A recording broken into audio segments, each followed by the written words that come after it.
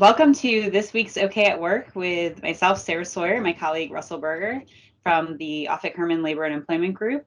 And this week we are talking about holiday parties. So we're after Thanksgiving, moving on to the holidays and New Year's, and a lot of times there's a lot of offices will put together holiday parties, holiday luncheons, different events, different social time together. And this year, more likely that that's going to be happening in person. So, a lot of socializing time and kind of outside the office with colleagues and bosses and things like that. What are some of the general tips you tend to give people when it comes to holiday parties, Russell? Yeah, well, to start, just kind of high level, obviously the party's fun. It's a thank you. It's a sign of appreciation. And you don't want to have so many rules or put so much stuff in place that it detracts from that. But what you do want to do is you want to remember that, it's still a work function.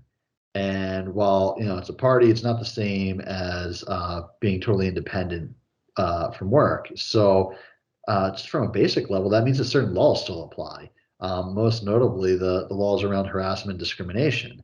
So, there's a lot of things that people think because they're outside the office, it's less formal, it's more casual. Alcohol maybe being served, where it just raises the risk of harassment and inappropriate behavior and inappropriate engagement between co-employees. So that's really, to me, that's at the top of the list of things you want to watch out for. And I don't think you want to make everyone sign a waiver to come to the party or have a bunch of rules for people to read when they get there. But you could probably slip a sentence into the invitation that says, remember this is still a work function, or and you can kind of keep an eye on people just to make sure their behavior is not getting too over the top at holiday parties. Yeah, and then also safety, when it's involved with alcohol involved, and making sure that, if it's an event, if people are traveling to and from an event, that it's clear that people should follow the laws and not drive intoxicated and get home safely and things like that. And to your point about it's still a work function and still having to treat it as such and still having some responsibility around that, even though you're not in the office. It's something to keep in mind after the fact as well, because I think that there's sometimes a misconception around, well, if it's not happening around the water cooler, we see this with virtual work as well. If it's not happening around the water cooler, not happening in the office, well, it's not really my problem, or, so if someone comes and makes a complaint after the fact, after a holiday party around harassment or something that has happened, still need to go through the process as if it would have happened at work. Still look into it, still figure out what your next steps are and investigate the issue, even though it was outside of the office, or even if it happened after some of the people had left, but some employees had stuck around afterwards. I mean, that's the time that you see issues arise a lot, is because maybe half the party leaves and some people hang around, they're indulging in beverages for longer, and the risk increases for sure. Yeah, and that's certainly something that especially if you have a staff caterer or whoever providing service. I mean, it can just limit the amount of drinks people get, or keep an eye out on it for you, because we know, I mean, people drinking can lead to these, can increase the risk of these problems for sure.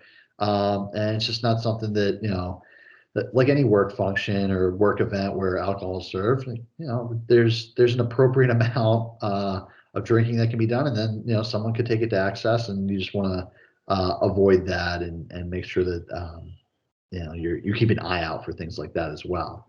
The other point I wanted to make, just like you were saying, for these purposes, for the workplace doesn't end at the four walls of the office. It follows the workforce, and particularly to work events, whether they're parties or otherwise. So again, it's just the responsibility is still going to be on you as the employer to manage this process. Yeah, and as it relates to the actual office space itself, while I would likewise not advocate necessarily that you have someone have a waiver every time they go to a holiday party.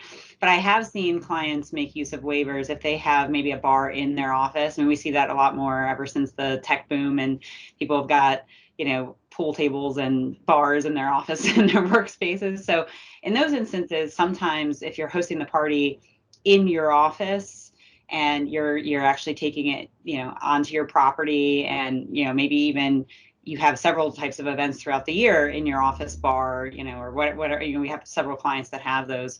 And that's where maybe a waiver is going to make more sense, or some kind of documentation. So not a complete waste to do those. It just kind of depends on the circumstance. And that might be a circumstance where it makes sense to have one.